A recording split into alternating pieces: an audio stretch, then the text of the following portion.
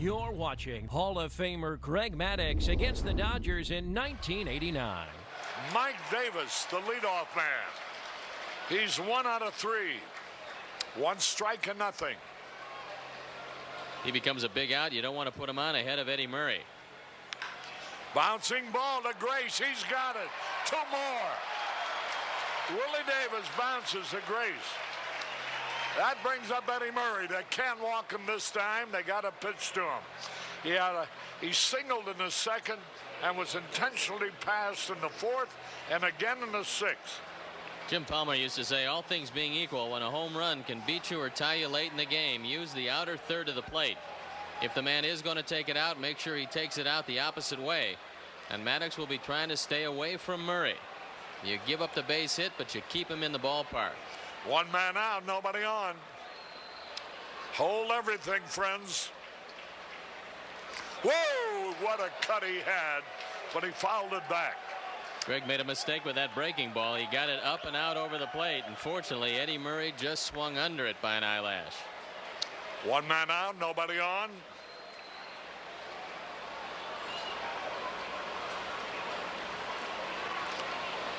He swings and he misses. And that's the spot, low and away with something off it. Murray looking fastball, and he got the straight change about 3/4 speed in a perfect spot.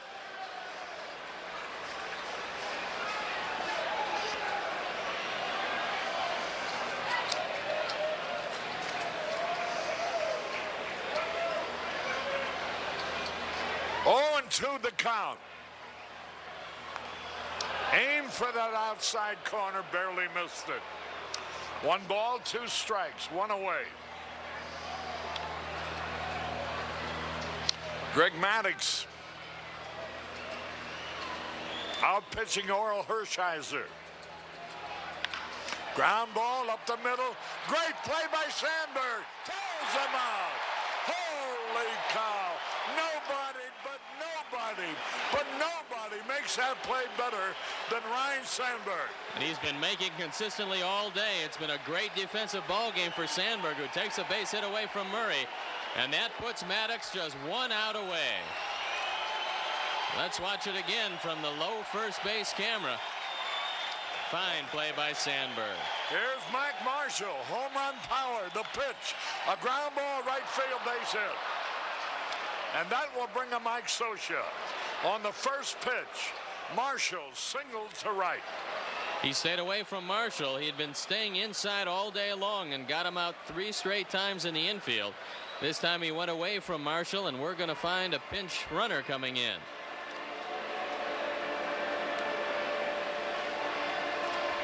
Mariano Duncan coming on to pinch run.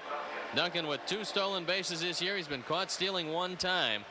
And with a left-hand hitter up, it might be gambling time for Tommy Lasorda. Mariano Duncan running for Mike Marshall. That's the only time Marshall came up with nobody on base. And he grounded a single to right.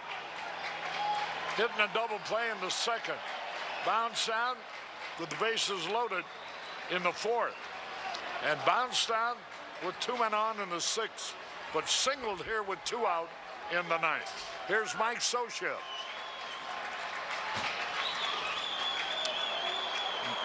You know, one of the overlooked heroics of the playoffs last year was Scioscia's homer off Dwight Gooden in the 9th with a man on to tie up the ball game. A game that the Dodgers later won. Ball outside. 2-0. Now Kurt Wilkerson coming on to talk with Maddux. Gene Michael, who managed the Cubs and now scouts for the Yankees, said that early in Maddox's career they had him timed at 1-6 going to home plate. Now he's very much speeded up his motion and gotten the ball to home a lot quicker. And Girardi looking over in the dugout to see what to call. Ball 3, just barely missed. 3 balls, no strike. Will Tommy Lasorda turn him loose here? 2 out. Cubs lead 1-0. Strike call. 3 balls and a strike. Watch Mariano Duncan with a 3-1 pitch. This is a good time to go to first base with your best move. You might catch Duncan leaning. He's got a long lead. He whirls and throws. You have to be careful in left field with Scioscia up, but the outfielders a couple steps deeper than normal. They have got to cut the double off in the alley. The pitch, there it goes. A long drive, way back. It might be that Dawson there. The Cubs win. The Cubs win. The Cubs win. 1-0. And Greg Matthews has scored his first victory of the year. That ball was hit well in the deep right center. And Andre Dawson made a fine running catch. And boy, what a great defensive game by the Chicago Cubs.